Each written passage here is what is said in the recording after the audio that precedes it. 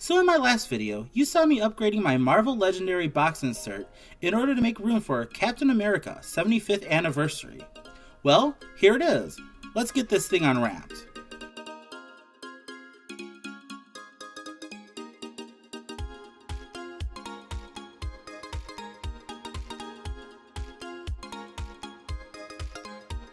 So okay, this expansion includes 100 cards, including 5 new heroes, 2 new masterminds, 2 new villain groups, and 4 all-new schemes.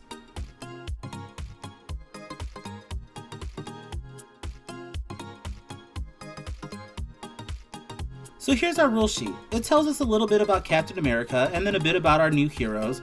Looks like these guys are either Avengers or S.H.I.E.L.D., so no new teams this time around.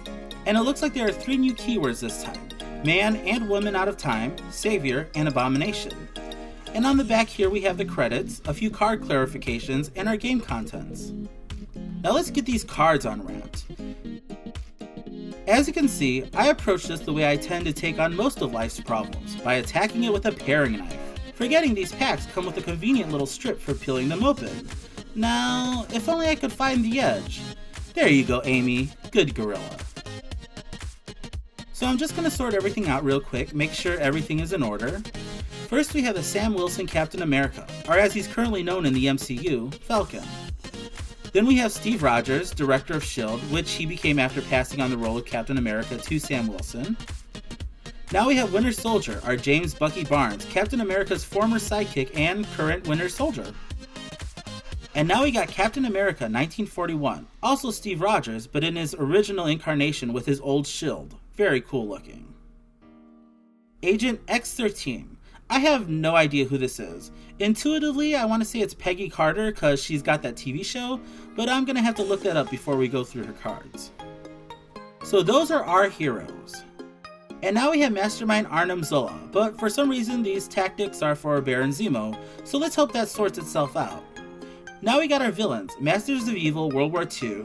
Okay, now here are our tactics for Arnim Zola and our Mastermind Baron Zemo, and more villains, Zola's Creations, so that goes with him. Ooh, this one's upside down. Ooh, there's a scheme. I'll just put that there. More Zola's Creations, and our 4 schemes. So let's look at our new keywords here. First we have Man or Woman Out of Time. And what that means is you play the card once, then on your next turn you play it again, but you only get to play it twice before discarding. And when you are playing it your second time around, the instructions say that you play it after you draw from your villain deck, but before you play any other cards in your current hand. So that's pretty cool.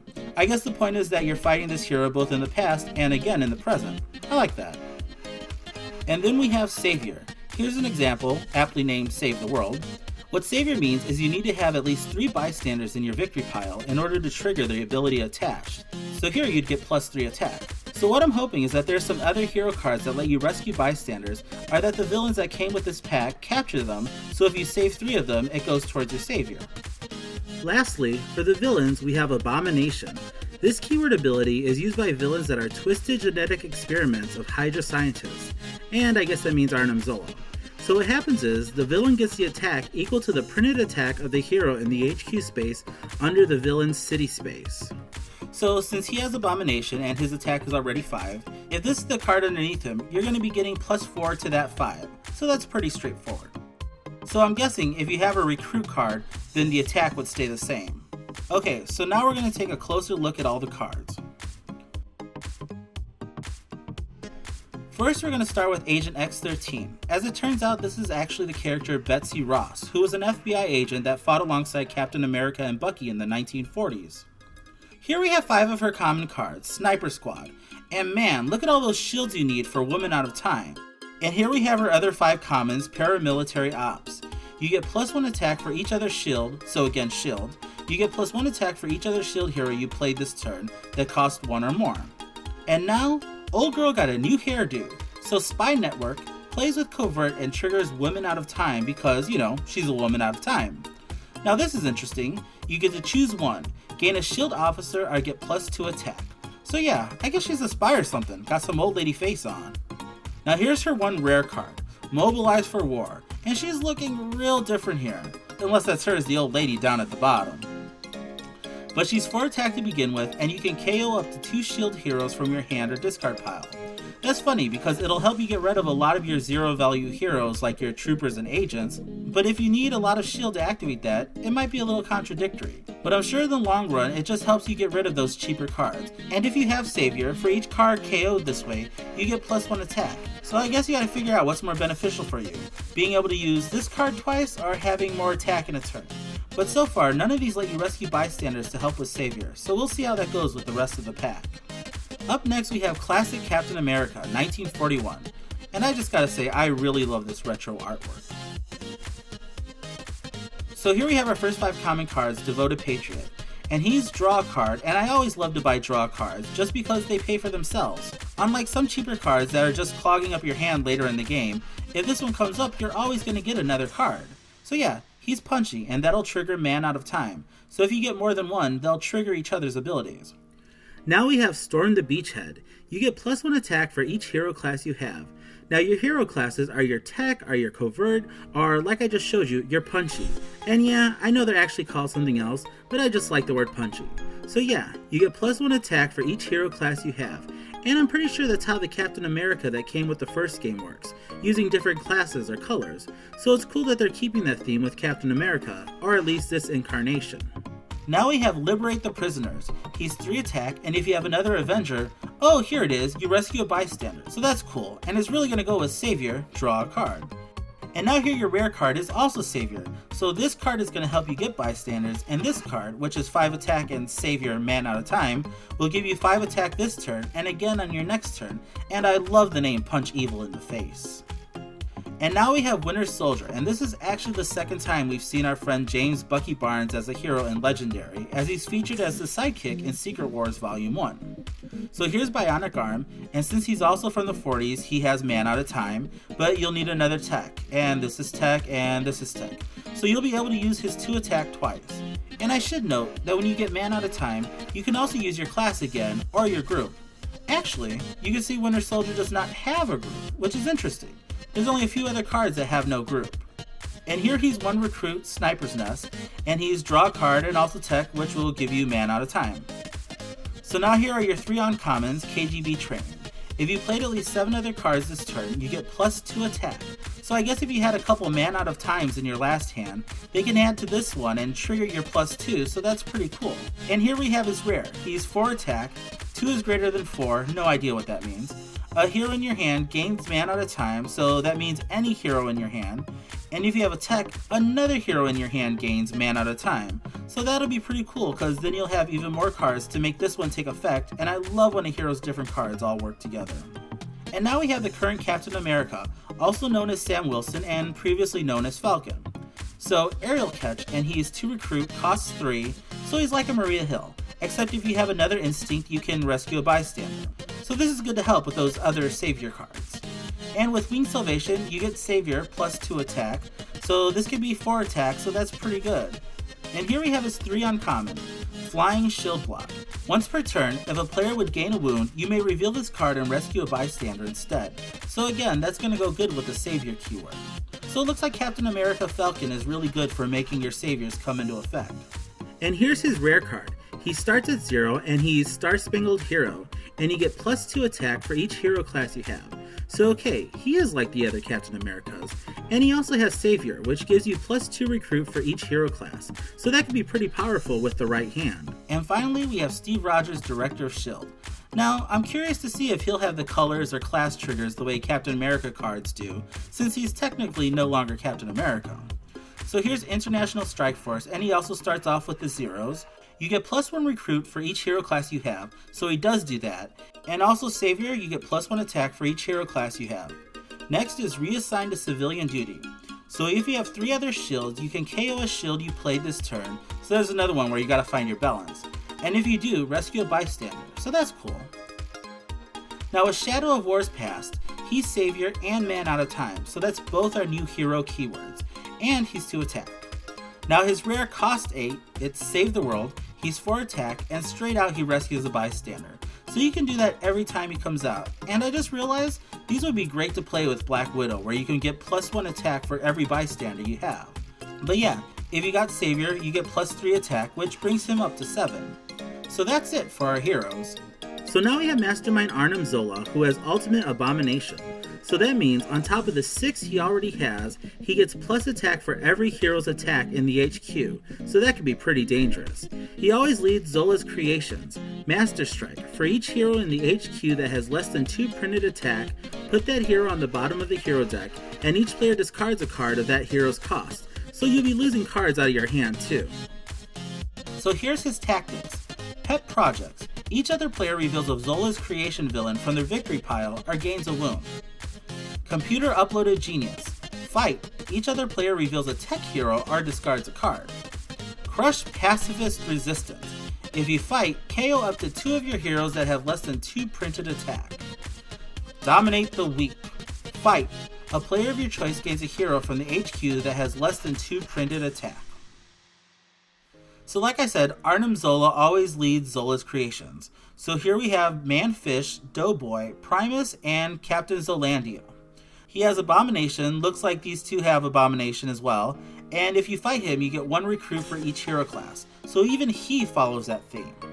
So Manfish has Abomination. If you fought him in the sewers or bridge, then each other player gains a wound, and if he escapes, each player gains a wound. And Doughboy, again Abomination, if you fight him, you KO one of your heroes. And Primus. To fight Primus, you must also discard a card that costs 2, 3, 5, or 7. And if he escapes, each player discards a hero that costs 2, 3, 5, or 7. So that's interesting. I'm not sure what the point of that is. Maybe he's just an odd character, but boom. And now we have Baron Heinrich Zemo. Whenever you fight a villain, you may use 2 recruit to rescue a bystander, so he actually helps with the whole bystander savior strategy. And then he gets +9 attack unless you're a savior, so that's twice as hard. He always leads Masters of Evil, World War II. Master Strike. Each player KOs a bystander from their victory pile. Any player who cannot do so gains a wound. So yeah, you can spend recruit to get bystanders, but these Master Strikes are going to be taking them away. So now he has 4 Master Tactics. This one is Fallen Idols. Fight. Each other player that is not a savior discards a card. So it looks like he's really tied to that theme. The next one's Finding Zemo. Now that's really funny. So you reveal the top 5 cards of your villain deck. If you revealed any bystanders, KO them, and each other player gains a wound. Put the rest back in random order. So this guy's giving you wounds, killing bystanders left and right? This guy's dangerous. So now we got Prisoners of War. Fight. Each other player reveals an Avenger hero or chooses a bystander from their victory pile, and you rescue that bystander. So now he wants to turn folks against each other. Shoo. And finally we have Hatred for the Avengers. You ain't kidding.